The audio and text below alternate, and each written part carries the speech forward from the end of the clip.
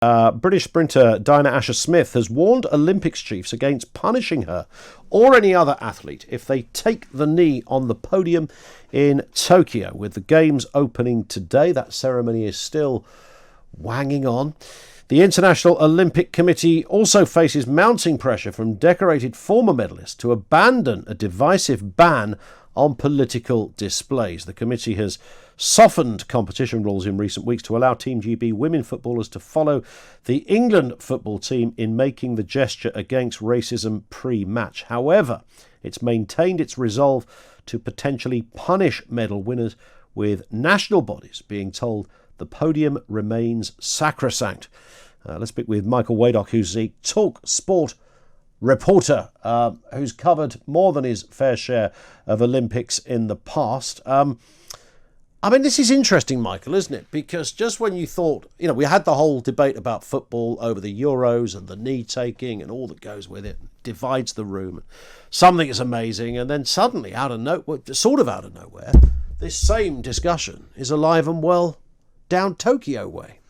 Yes, I think it's probably worth just looking at the context of some of the history. The key rule here for the International Olympic Committee is what they call Rule 50, and that's in the Olympic Charter. And what Rule 50 states is that there should be no demonstration or political, religious or racial propaganda. And that refers to two things: the field of play, so in other words, the track, the pitch, wherever, and also what they call the ceremonies. So whether that's the medal ceremony or, of course, the ceremony, the opening ceremony, closing ceremony, or anything like that. And it's worth going back, I think, as well to 1968, where you remember the Black Power salutes in the Olympics in Mexico. Yeah. John Carlos, Tommy Smith, bronze gold medalist in the 200 metres. They raised their fist, the black glove on the podium, and they were both expelled from the Olympic Games. Yeah. And the IOC have, in subsequent editions of the Games, always cracked down on anything like this. It's definitely been a no-go area. Sure. However, following the protests following the death of George Floyd, they decided to take a view from the athletes. They surveyed in 2020 3,500 athletes, and actually the results of that were quite interesting.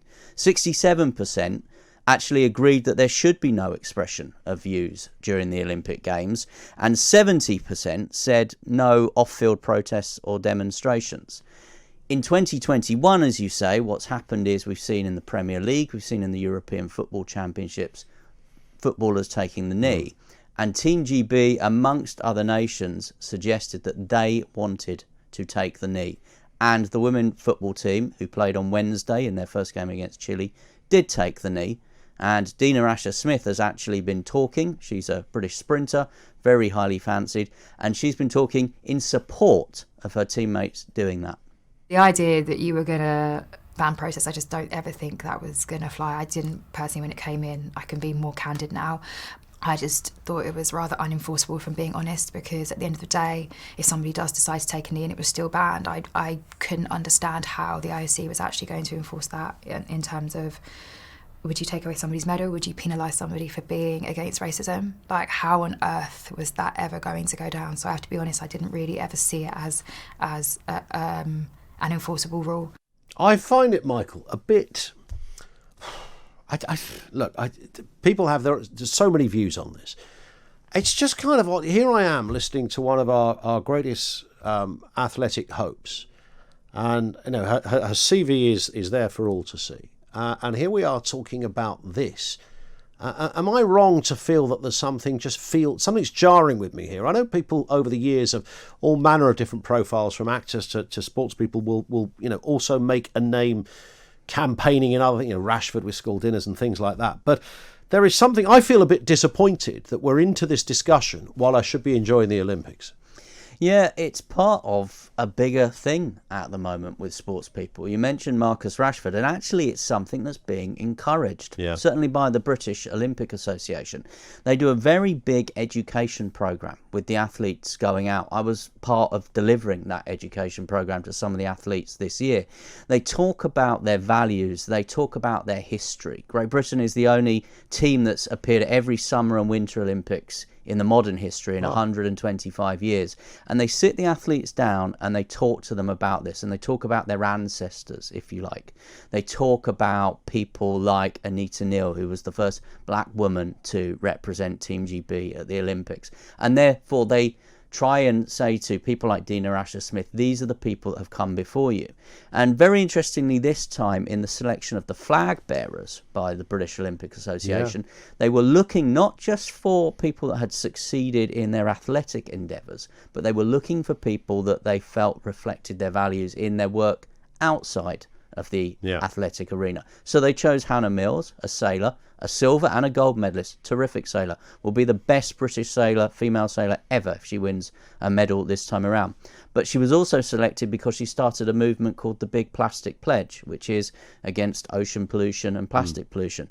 And they also chose Mohammed Spihi, the first Muslim, to carry the flag for Great Britain because of his work in promoting diversity. So I think it's just part of a bigger campaign at the minute to perhaps propel these stars beyond just the track or the pitch or the arena or whatever it is, and to show that actually they are people with a voice, people with thoughts, and people that, like Marcus Rashford has shown, can force change. And that is the most candid I've ever heard Dina Asher-Smith. I've interviewed her many times, and we've talked about executing race plans, and we've talked about medals and all the rest of it. When you say race plans, you're talking about on the track? Yes, okay. Race plans. In the wake of everything here, okay. Yes, to clarify, in a 4x100 metres, getting the baton round. You've never heard her go political or campaign in any way? And we played a little bit there on Talk Radio. She spoke at length about this. She talked about Marcus Rashford being someone that she is looking up to. She was very critical of politicians, saying that why is it our sports stars at the minute that seem to be a better force for change than those in the House of Commons. I've never heard Dina Asher-Smith talk like that. So clearly she's been educating herself. Someone has been educating her, and clearly it's something that she and the rest of the team feel is very important right now. I wonder, I'm just going to be a bit cynical about this. Not that I don't think all the causes you mentioned about the dolphins choking on plastic and stuff, you didn't quite put it like that, but whether it's about diversity, whether it's about school dinners or it's very difficult to say to somebody, I don't want you to be nice, because what are you really attacking? So it's a bit of a cul-de-sac for someone like me to even go down, because it's very hard to criticise somebody who's doing something they feel is for the good. But the cynical part of me thinks that in the world of sport, whether you're Rashford, whether you're Lewis Hamilton, whether you're Harry Kane, and charities that all manner of people across the board are involved in, you sort of sense there's a big management team behind some of these people going, this is going to play best for you. What we're going to do here, it's not that you don't believe it, because you do believe it. We're not suggesting you're inauthentic in that respect. But this will be great for your brand as well, because you won't just be seen as somebody who legs it round a track, sits in a car, scores goals.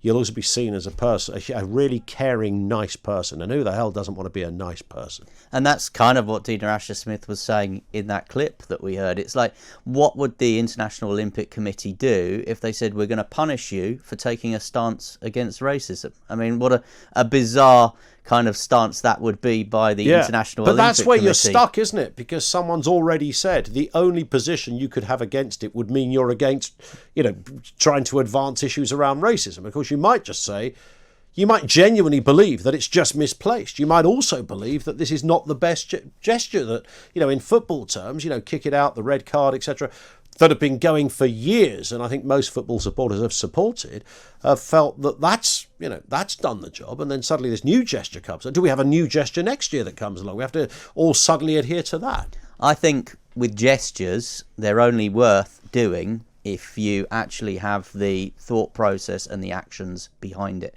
Yeah, and I've spoken to 100 or so members of Team GB over the past 6 months in the build-up to these games. I've spoken to about a third of the team.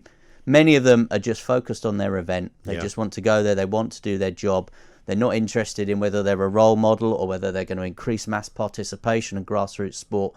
Well, they want to go there. They want to win a medal. There are some, however, that feel that there is a bigger picture. The two flag bearers are two of the ones that I've mentioned, Hannah Mills and Mo Spihi.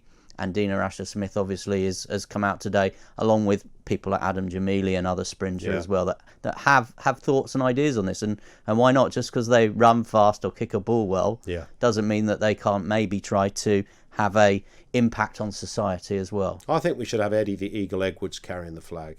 Just bring him back. He'd drop it. Probably would, wouldn't he?